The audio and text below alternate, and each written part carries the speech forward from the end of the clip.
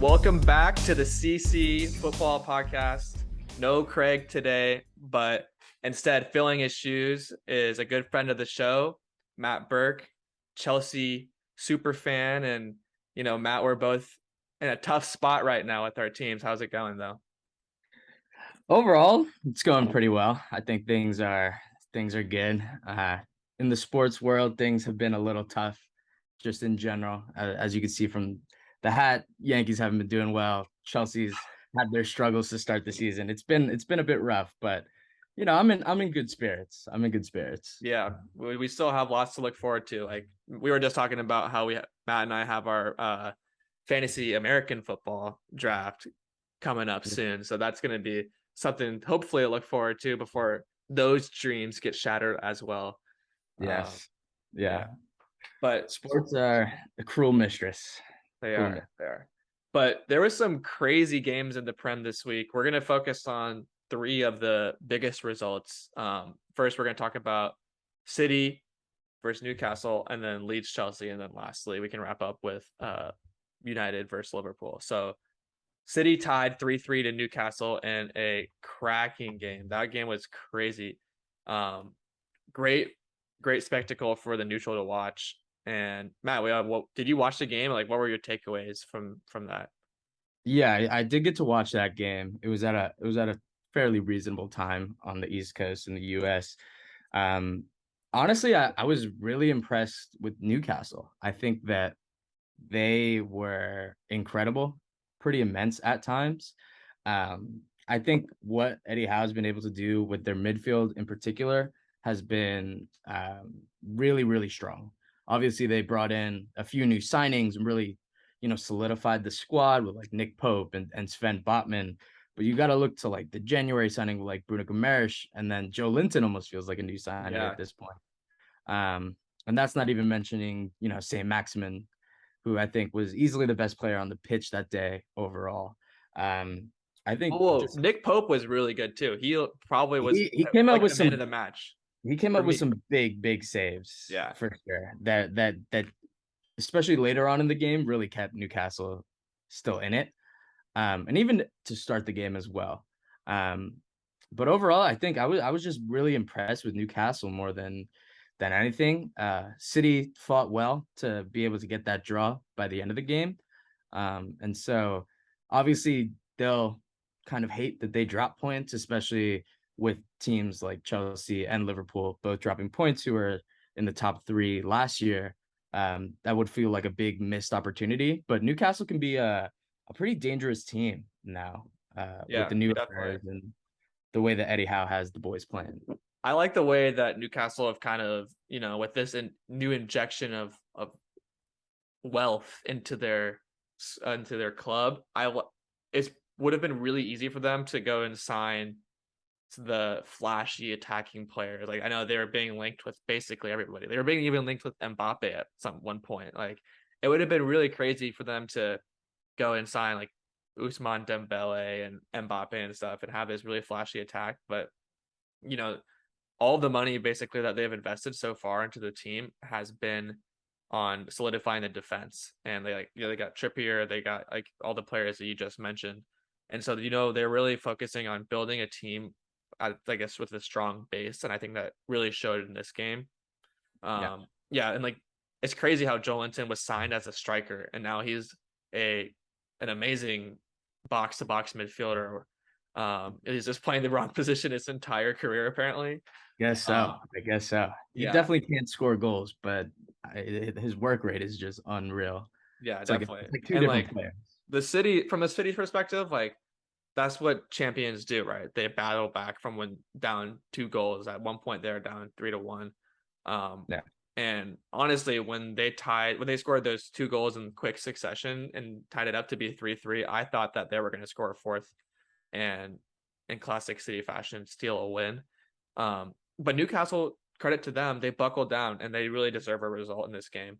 So, I think it was more of a Newcastle showing that they're for real and they're going to try to fight for maybe even a European spot this year than like them showing some weakness. I know I predicted Newcastle in seventh, I think. So just missing out on uh the European places this year. And I think that they kind of this was the game where they kind of announced their arrival, that they're the real deal this year. Yeah, they've definitely been playing really well. They played really well to end last season, and I think that's always a pretty good indicator of how a lot of teams will start the new season, even with signings. Um, but I think in general, City are still dangerous. I mean, you look to like, the goals that they scored, that Bernardo pass, that Kevin De Bruyne Oh, the pass. Kevin De Bruyne pass was world class. I mean, who It was, the combination of the ability and the vision to execute that pass was yeah, crazy. it's just pretty unbelievable how good like Kevin De Bruyne is. And then to pair him up with a player like Erling Haaland, like you just know that there are going to be a boatload of goals that are coming. Yeah. But that City quality really showed in them being able to get back into it. Obviously, the second goal was a little scrappy, but that's why you buy Haaland, get in the Yep. box. He's got a nose for a goal and he got it. And so it's gonna be I think City have looked really good this season. I think that they are going to be a problem, which I think even provides more credit to Newcastle with how well that they played.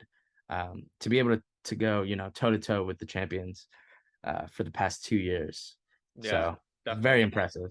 I would say like because that game was that game before the Chelsea game?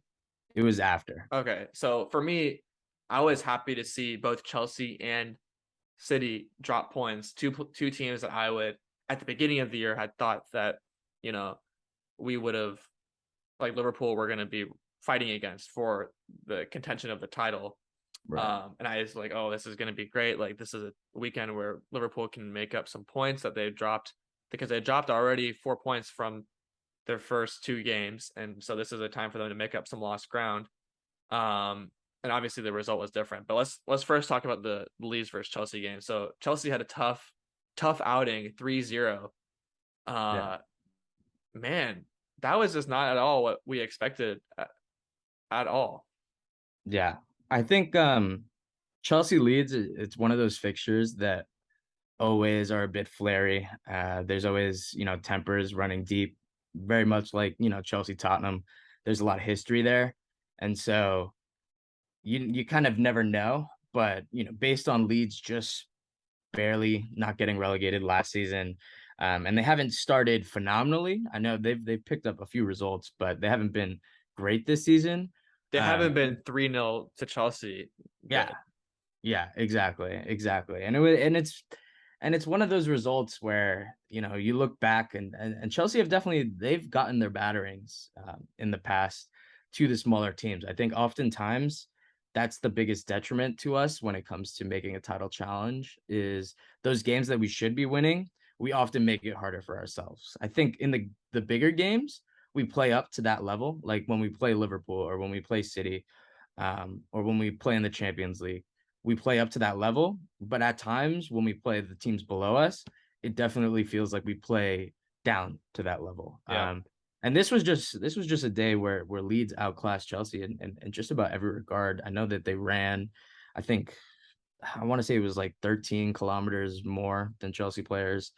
Um, we were just getting basically ran off the pitch. Our midfield was non-existent with the injuries to Conte and Kovacic, and I think it just kind of highlights certain disconnects between, the Chelsea defense, midfield, and attack, with just kind of how dis- disjointed everything kind of felt. Yeah. So I mean, that marks uh a second game in a row, I guess, that Chelsea have dropped points. Granted, the game before that was versus Tottenham, which is always Yeah, a tough matchup, a London derby and stuff. So, always tough, but I think Spurs have only ever won once at Stamford Bridge in the derby. Um, so it and to definitely be it fair, definitely felt like a loss for Chelsea fans when we. I agree, and I honestly think that Chelsea fans, especially with the way that the result came about, could have felt gypped and stuff. Yeah, Um, because there were two controversial like goals and decisions and stuff like that. So like, there was yeah, the Romero hair pull, and there was, I mean, there was just a lot of controversy in the whole game. Yeah. And you saw that when you saw Conte and Tuchel going after each other during the game and then also after the game.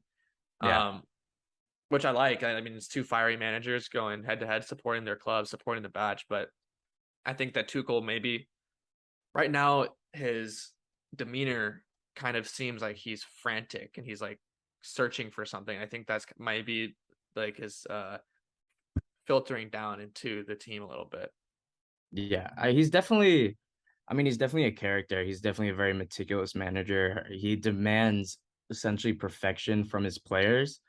And at times that can lead to a lot of frustration. And I think in general, what we've seen with his Chelsea team um, was when we get frustrated, then these games tend to slip away from us. And they become very, very difficult for us to be able to get anything out of. Last season, I think it was remarkable. I don't think we ever were down in the first half during a Premier League game. Um, but in every game that we had been down after the first half, we have not been able to get a win from it. Right. And I don't know if it's necessarily the mentality of the players, but I think that in general, we let frustration come to a boil. And where then it kind of creates anger amongst themselves. Because I think while being a perfectionist can offer good traits, I think it can also be detrimental if you don't achieve that perfection, that you take too much out on yourselves. Um, and I think in a lot of ways, Chelsea kind of suffer from that. So there definitely have to be changes moving forward, but it's a very early season. Uh, there's a lot of season left to be played. Yeah, So and there's a lot. Also, we have just about a week left in the transfer window, and yeah, all the window Chelsea have been linked with pretty much everybody who's been sold. And so far, they've brought in Cucurella and Sterling. Right? Is yeah. that it? Cucurella, Sterling, Koulibaly. Oh yeah, and Koulibaly. Yeah. So three really solid signings, but where do you think that they can like improve in the last week? Because I mean, they've been linked with Fofana at center back. They've been linked with what De Jong at center mid, and they've Yeah, also been linked with Aubameyang and most recently Everton's Anthony Gordon. yeah, Apparently, they submitted a big money proposal. I don't know if it got accepted or not, but um, yeah. I think that's still up in the air at this point. But yeah, I mean, Chelsea in general have it's been an interesting transfer window for them because we have been planning for the future by bringing in players like Carney Chuameka. And then also we brought in an Inter Milan midfielder. I think his name is Cesare Casede or Casade. I don't know too much about him, but he was highly rated by Neil Bath, who's our academy head of youth development. And so we've definitely been planning for the future. Fofana feels like one that is both for now and for the future. right, because he Um, can play now and he's also young, which is why he's exactly, expensive. which is why he's very expensive. But I don't think that this is like a Harry Maguire situation where, Harry Maguire was he's playing in the lower leagues of England, and then Leicester bought him. I want to say he played for Hull. I could be wrong. And then Leicester bought him. Yeah, I think he did. And then sold him to United for an exorbitant fee with the English tax. I don't think that's the case with Fofana. We've seen him have an unbelievable season, and then obviously he got injured. Um, I think obviously we need defense for sure. Um, just because Thiago Silva's 37, Koulibaly's 33. These are guys that are going to age out eventually. And I think it's good to have a player like Fofana who can allow Reece James to stay at right wing back. But I do think in the midfield, we need strengthening in general. I'm personally a big Jorginho fan. I think he's very, very good.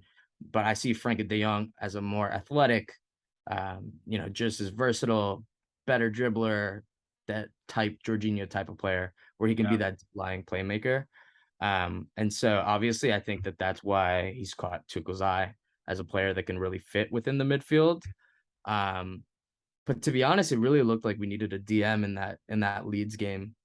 And I don't know the situation with Declan Rice. I don't think that that's something that will happen this summer. But like long term, a player like him could be really, really pivotal to even just unlocking an ability to play a different formation. Instead of the five, have Declan Rice sit in front of a four back and then be able to free up the attack a little bit more. Because I think pieces like Sterling help, but Mason Mount is not a right winger, and he plays there pretty consistently. Kai Havertz is not a striker, and he's playing there consistently. And so we need to figure that out, I think, first, before we're able to put on a good like league push. Yeah. For the cups, though, I think we're in a very good position always. Tuchel's a phenomenal cup manager, but it's going to be interesting to see. And I know with that Anthony Gordon bid, I mean, it's pretty massive. Um, but Raheem Sterling went for like 50 million when he was 18 to Man City. Yeah, Uh, but I think that Everybody ridiculed it. So everyone, but yeah, but also I think that Sterling has shown a little bit more than what Gordon has. I mean, granted, he has been on one of the worst teams in the league the last 2 years, or like yeah, this year and last year especially. Everton have been really, really, really bad. yeah, But I mean, even tactically, I don't really see a need for Chelsea to buy, and because he's another winger. yeah. If they were I gonna would buy a think it'd forward, I be would like a think they would wing. buy like a striker, a number nine. Yeah, I think it would be more like a wing back um, player in Tuchel's system who can also play up front, kind of like what Tuchel's tried to do with Pulisic and Hudson Hudson Odoi. Odoi. Yeah, Um, because that's worked out super well with those yeah, two guys. yeah, exactly, exactly. I mean, I mean, they have it's a great right wing back in Reece James. yeah, They just need yeah. to get a center back. I agree. I agree. And I think that Reece James, I mean, you could even put Reece James in midfield. That's how talented and how great he is. Right. Um, but I don't know. At this point, I fully back Tuchel to kind of try to build the team that he wants. Most of his players, I mean, there are even players from when Conte was at Chelsea, and that was in what 2016, 2017. So that was over like 5 years ago at this point. So he needs time to build his own team, kind of like Klopp and Guardiola got to do. And I think Bowley believes that he is a manager that can do that. So it's going to be interesting to see. This is a Yeah. new era at Chelsea. It's not necessarily where a string of bad results might lead to you getting sacked. I think with this new owner, we Might have are. more patience. I think it's a more long term vision in Yeah. general. I mean, that's kind of something that because I said at the beginning of the year that I thought that Tuchel could be the first manager sacked, just because not only like with Abramovich, but I think that Chelsea as a whole, as a club, the culture is like immediate results or you're gone. Not Yeah, only for the managers but also for the players. I mean, we just saw Lukaku after one poor year go right back to the team that they sold him to Chelsea. Like, it went back to Inter after being yeah, sold for $100 million or pounds or euros, right? yeah, So I kind of thought that kind of like how Newcastle, how they ended the season last season really, really well. Chelsea kind of limped to the finish line. yeah, Um, I thought that maybe Chelsea would carry that momentum, that negative momentum, into this year. And I mean, I guess from the results, you could argue that that has happened a little bit, yeah, yeah, where now Chelsea have 4 points and through the first three games. yeah. Like, I thought that maybe Tuchel could be the first one fired, but I mean, at this point, you would maybe argue that Klopp could be the first manager sacked and stuff. But I Right. mean, if you're going to talk about clubs with long-term visions, though, Liverpool is definitely like one of those clubs that's not going to sack a manager even after 4 or 5 bad results in a row. Yeah. No matter when it is in the season. Like, yeah, obviously the end of the Premier League didn't shake out their way, and that was pretty heartbreaking. And also, the Champions League final didn't shake out their way. Um, and it's been a really, really tough start to the year for Liverpool in basically all aspects. Yeah. Um, and it's kind of like compounded by this 2-1. Let's move on to this game, I guess. Now, the 2-1 Manchester United versus Liverpool uh, game. Yeah. Matt, what were your thoughts first before I kind of unload my thoughts and stuff? Yeah, I'm sure you have a lot to say. I think first and foremost, United were very good on the day. I think they played well. I think tactically, Ten Hag got it right this time. Obviously he dropped Maguire, he dropped Ronaldo, Ronaldo. Yeah. Uh, Malacia was playing at left back. It was definitely a different team, not necessarily what the same team that we saw for the first two games. And I think they played well. I mean, Jadon Sancho had a great game.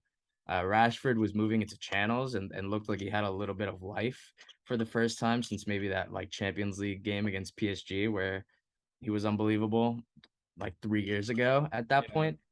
Um, but I think honestly, Liverpool were poor again, and I don't think that they've been very good this season at all, in terms of being able to play this free flowing football that they're trying to play. Um, I think, uh, and in general, it seemed like defensively there was just a lot of space Yeah. behind that Liverpool backline, It and looked as if like the defense had never played together before. yeah, yeah, things were just disconjointed. I mean, Trent was being pulled out of position. Van Dijk was nowhere to be seen. I don't think he made a single successful tackle in that game. Um, it just looked like they were a bit confused. And I think that early goal really kind of was the cause of that. I think United started out very, very strong, and maybe you could almost think of it as a level of complacency. Um, but I think that caught Liverpool off guard, and I think most of the game was them trying to claw their way back Yeah. towards being able to be that dominant team, and they had spells of possession, but I think overall United were very good, and I think it's a little worrying for Liverpool right now. I think maybe the loss of Sadio Mane is potentially pivotal. Though obviously Diaz has been playing well, and obviously Thiago wasn't playing. Fabinho didn't start. There were a lot of players missing. I think from what many would consider Liverpool's best team. Yeah. But considering you were playing a United team that just got 4-0 by Brentford, and struggled against Brighton in their first two matches of the season, I think you would have hoped for better. Yeah, I agree. Like I think that kind of was almost a trap game for Liverpool, considering that if you thought that Liverpool's beginning of the year with two draws to Fulham and Crystal Palace was bad, you could look at United's results, right? And people Yeah, are already like, "Oh, is Ten Hag the right guy for the job?" 3 games into his managerial stint at United, and like it's for that reason. I think that I mean, it's a huge, huge rivalry, United versus Liverpool.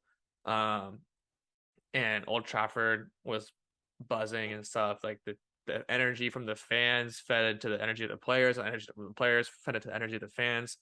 So like the players definitely got up for the game, and that was one sided. I think the biggest takeaway for me is that from the first 3 games, I haven't seen once the Liverpool like spark that their trademark high intensity, high energy. Even if the quality isn't there on the day, they're still going to be the first ones to every loose ball. They're still going to be pressing until the 90th minute. I haven't seen that at all in the yeah, first 3 games of the year. I don't know what it is. I don't know if it's fatigue. And like, they played every single game possible last year. They played every game of the FA Cup, every game of the Carabao Cup, every game of the Champions League, and every game of the Premier League. They played every single possible game they could have. And then you compound that with a laundry list of injuries.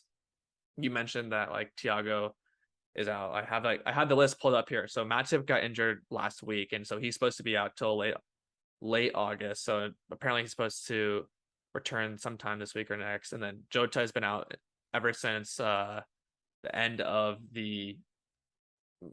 I mean, sometime this summer he got injured. He hasn't played at all. And then Kelleher, who's our second choice keeper, not that big of a deal to not miss him, but I mean, it is good to have your second choice keeper on the bench versus your third choice keeper. And then the two big ones I think for me is Thiago. He's like probably our best midfielder, who really, if the game's not going the way they want, he can pull the strings. He is the sometimes that engine that distributes the ball and makes sure Salah is involved, makes sure now Diaz gets the ball and gets service and stuff. And then some depth like Curtis Jones, Ox, and our new backup right back signing, Calvin Ramsey. no idea we've never seen him. He hasn't trained at all. Apparently he's injured. Um, and then Konate, who is probably the second or third choice center back, is also injured. So like there are probably three. Liverpool are missing like three or four. Oh, and Naby Keita is also injured. So like Yeah, I would say definitely Thiago, and then one of Matip and Konate would be the Van Dijk partnership. And then you could argue that Keita would be the uh maybe start over Henderson at this point because Henderson has been so poor for the last 8 months. yeah, And then you would say that, I mean, Firmino last year was basically dropped the whole entire season. So one of Darwin, who was also suspended, or Jota would start there. So that's four first choice players that are missing. But with that being said, you look at the team sheet that they put forth, and it's still one that should be capable of beating United, right? 100%. So you can't really say that injuries are like an excuse for a poor performance like that. Yeah, I mean, it's 2022 and James Milner is still starting for Liverpool. And it's 2022 and Nat Phillips started last game for Liverpool. Yeah, This thing is just giving me complete flashbacks and to 2 years ago when they had a huge injury crisis and the board and maybe Klopp decided not to fill the defensive holes with new signings, and it cost them a whole year, right? yeah, And I think that at least right now, the warning signs are there that if they don't sort out, especially the midfield, I think that with Matip, Konate, and Joe Gomez, there's no need for another center back, and Darwin will be back soon, and hopefully Jota will be back in training also. So then it gives us a good amount of center backs and a good amount of forwards. So you have Diaz, Salah, Firmino, Nunez, and Jota. So that's enough forwards. And then, but the really thing is the midfield. Like Fabinho hasn't been his class self for ever since like the end of last year. Also, he was pretty average. Um, Thiago is great when he plays, but can't rely on him to play every single game of the season, as we already saw. and And then he's older. He's Henderson, much older yeah, now too. He's yeah, not. Henderson He's and not old. Milner are also aging. Keita is always hurt. So those are our top four midfielders. And then you have youngsters like Curtis Jones and Harvey Elliott and Fabio Carvalho, who the last two are really exciting players, but you can't expect them to like win you the league, right? Yeah, I Yeah. think overall Liverpool's transfer policy has been, it almost feels kind of non-existent. And I think they've been a little complacent in the transfer market when, City signing Holland, and obviously Liverpool got Nunez, and I think Darwin could have provided a lot in that game, especially against a player like Lissandro Martinez, who looks about 5'7" on the No, he's pitch. 5'9", but he's like Yeah, short. he Like, he's five. I yeah. don't know if I believe it. I don't know if I believe it. Maybe he could be like 5'8.5". Um, But he played I really think well. Like he played very, very well. And I think that just kind of shows where Liverpool is at right now, where he essentially shadowed Salah out of the game. Like Lissandro Martinez was on him all the time. Um, but you're hitting what I think are the biggest key points. And I think there's a belief and a hope amongst Liverpool fans that, Jude Bellingham is coming next year. But who knows? Because he's gonna be just like Holland was with the Holland sweepstakes, and obviously City won this one. But when Real Madrid come calling, he might say this is an opportunity to play, you yeah. know, for I one of mean, the when greatest clubs of all Real time. Madrid are like, hey, Cruz and Casemiro. I mean, we already talked. Okay, another big plus for United. Casemiro is signing for them, right? Yeah, What a yeah, great week for them. So, but when Real Madrid are saying, okay, we've already moved on Casemiro, Modric and Cruz are the next two out the door. We already yeah. have we're two of our next three in Camavinga, And Chouameni, and they also have Valverde, but he's so versatile. He can play on the right and whatever. yeah, yeah, To say we want you, Jude, Camavinga, and Chouameni to be our next Casemiro, Modric, and Cruz. and you guys are going to be playing the Champions League final every single year, and you guys are going to be winning the La Liga and everything, every Yeah, single trophy known to man. How do you say no to that? it's hard. It's hard, and I think that it should kind of create a little spark within Liverpool to find something, because like you said, Henderson and Milner do not they look off the pace, I think, to start the year at least. They definitely haven't been as solid, and I think that that's why, even the game against Palace, there was a lot of space in behind. If Zaha was a little bit better in a couple of those one-on-one situations, it could have been another loss. It could have been, yeah. Honestly. I And mean, so and Rashford, credit to him, was really, really dangerous, especially in the first half, yeah, exposing like there was so much space between the center backs of like Van Dijk and Gomez. Like I think that honestly, yeah, Van Dijk was really, really poor during the game. Like you said, he didn't like he was just not himself. Like he wasn't. I mean, the Sancho goal, he just stood there, yeah, um, and the that's been aura memed a couple times. But I mean, depending on Milner the was vibe. getting after him the whole entire game because he just didn't seem like he just seemed like he was disinterested, right? And then Joe Gomez seemed lost the whole time. Like whenever Allison would have the ball, he'd have to like point to Gomez to where he wanted Gomez to go. And to Yeah, be fair to Gomez, like he hasn't really played that much in Liverpool's team for the past 3 or 4 seasons. And when he has, he's been filling in at right back for when Trent needed a rest or whatever. So exactly.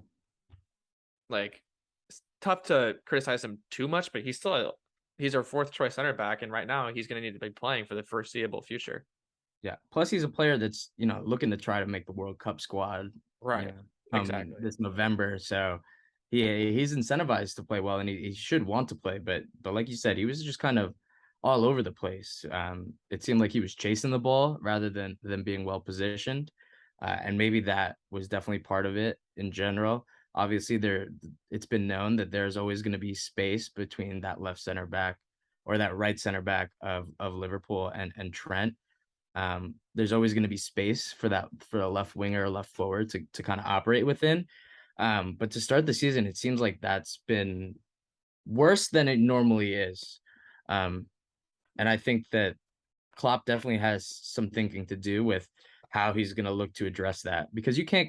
It's not like you can tell your line to back up, because that's not how Liverpool play. They like to Right. press. They like to hold the ball. When they lose the ball, they like to win the ball high. Um, but it's not working like it was last season at certain points. And maybe like we were talking about earlier, where things didn't go quite as well for Liverpool, and maybe that kind of creates something, a little mentally, once again losing out to City, and then once again making it to a Champions League final, and not being able to get over that line. Um, where maybe there's something mentally there that's just challenging the players. Um, but yeah, I think new competition is needed within the squad. You can't have players feel like complacent in their positions. I think maybe these new faces are what the squad needs. And obviously, like Darwin, he's a new face, but he's essentially replacing a non-position, where Liverpool haven't really operated with a striker. Right. And so it'll be interesting to see. Like, it's still super early, and it is, United, Liverpool at Old Trafford, historically never an easy fixture, but definitely incredibly disappointing based on the way that United had been playing up to that point, where they were just getting played off the park. Yeah, Uh, definitely. I would say for that the spin years. zone could be, like you said, it's a really tough fixture. If you look at it in a vacuum, like it's understandable to drop points at Old Trafford for Liverpool in that big rivalry game. Um, and especially when you consider the number of injuries they've had. But I don't want to overreact too much because, as like you said, it's only 3 games into the season. You still have 35 more to go. But Yeah, the point tallies for the teams that have won the Prem in the past 4 to 5 years has been well over 90 points. That's a lot of yeah, points, and you cannot drop points in very many games. yeah, Um, and they've already burned three of their free chits. yeah. So you gotta hope that they're gonna go on a City-esque run of going unbeaten till like the World Cup or something. Um, Right. where we'll see. I mean, it's possible. I mean, if any team's gonna do it, I think I back Liverpool. Like I back Klopp and I back all these players. I know that it's in there somewhere because I've seen them do it. I've seen them be this good, but something has to change. I think, and yeah, like you said, it might be needed for maybe some FSG to open their pocket and their piggy bank a little bit, and if they want to compete this year, because the writing's on the wall. Yeah, like I said, the spin zone might be that this might incentivize them to make one more signing before the end of the transfer window.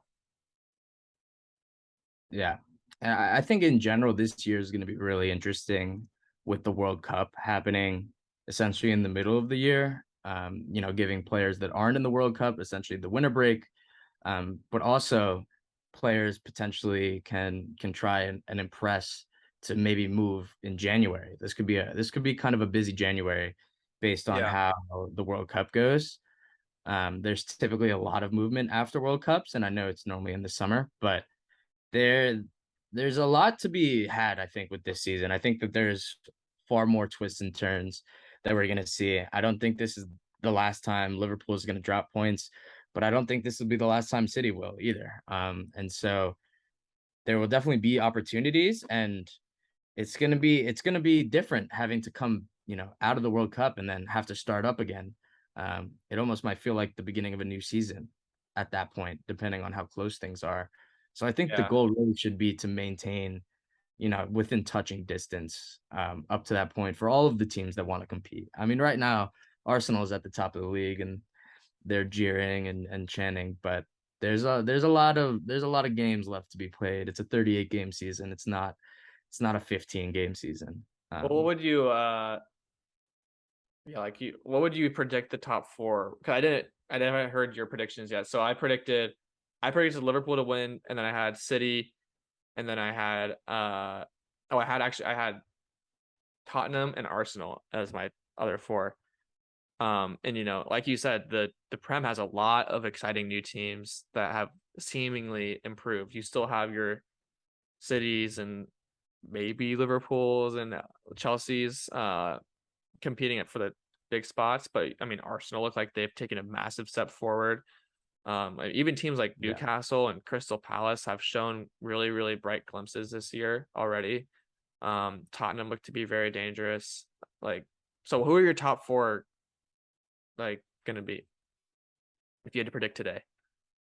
Honestly, I think I'm not going to be kind of biased to the present. I think that by the end of the season, it's gonna be City, Liverpool, Chelsea, and Spurs. I think it's gonna be the same that it was last season.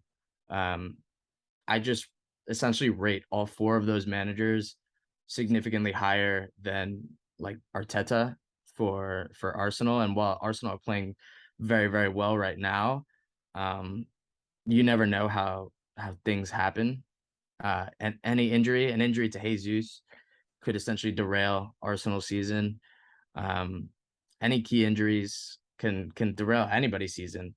And so I think of the managers that would be able to get it out of their players, I think that Tuchel, Conte, Pep, and Klopp are clear in a way the best four managers in the league and some of the best managers in the world.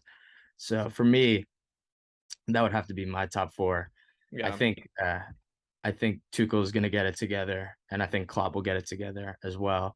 But I can't. The City have been great this season, and while yes, they draw points to Newcastle, I think I don't necessarily see anybody being able to really push them like you guys were able to do last year.